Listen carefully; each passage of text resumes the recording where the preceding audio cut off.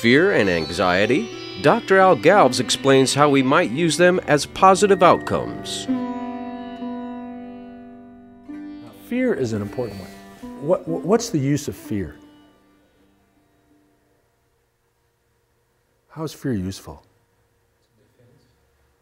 And we defend ourselves against what? Against danger. Yeah. I mean, fear helps us stay out of danger, take care of ourselves, be careful. Don't get hurt. So fear is really useful. Now, fear can also be a problem. Fear is a tough one. We need to learn how to manage fear because fear can also be used to keep you from doing something you really should do. You can use it as a way of stopping yourself from doing something you really should do. You know, and I'll give you an example of that from my life.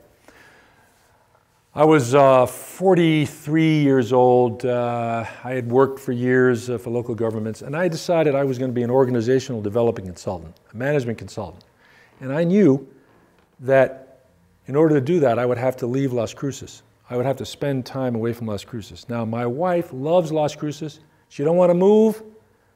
That is not going to happen. She let me know early in our marriage, I'm not moving around. Okay, so I've got a dilemma here. So I have a dream one night, and I dream that I'm in Central Park in New York, and a very well-dressed woman gets out of a limousine, and she walks toward me, and I slap her as hard as I can, so hard that she turns around like that, and she walks away. It's a dream. I didn't do it. It's a dream. She walks away, didn't say anything. The next day, I lie down on the floor of my office, close my eyes, and I see the image of my wife being hit by a hoe handle, her face being hit so hard by a hoe handle that it's distorted. And I reported these dreams to my therapist. I was going to a therapist at the time. I've been to lots of therapists. I'm a therapist junkie. I reported that dream to my therapist, and here's what he said to me. Really interesting. This is how a therapist can be helpful. He listens to those dreams. He says, Al, that's a good way of scaring yourself. He says, that's a good way of scaring yourself.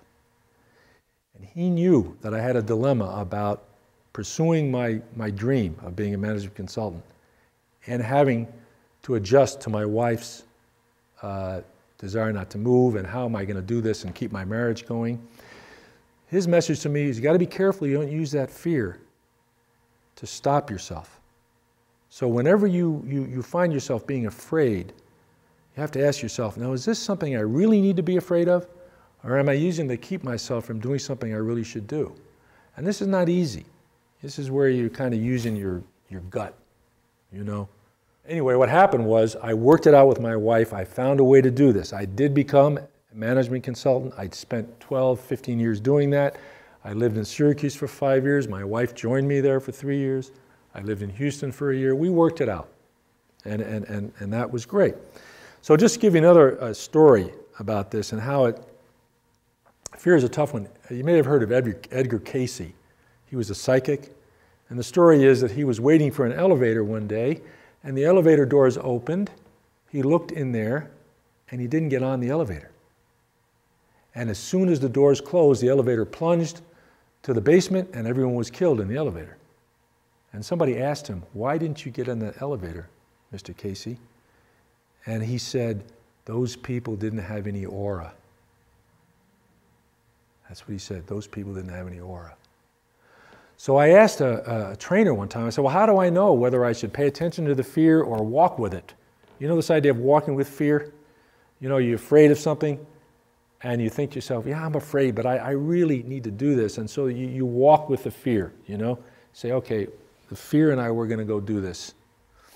I asked somebody, how do you know the difference? And he said, you just know. You got to trust yourself. Okay? So fear, useful but also dangerous. Anxiety. Now, anxiety is an interesting one. Anxiety is very useful because what it does is give us the energy we need to do something that's going to be hard. Anxiety gives us the energy to do something. We get anxious because there's something we need to do that's going to be hard or there's something that's scaring us. So there's actually been research done on anxiety. And the research was they took people who were taking the exams to get into college, the ACTs and the SATs, right? And they compared the scores with how much anxiety the students had who took the test. And what they found was that the students who got the highest scores were the ones with moderate levels of anxiety, that had moderate levels of anxiety. The students who had really high levels of anxiety didn't do well. And the students who had no anxiety didn't do well. Students who were laid back, oh man, it's going to be cool, I don't have any problems, they didn't do well. So anxiety, moderate levels of anxiety is good. It gives you the energy you need to do what you need to do.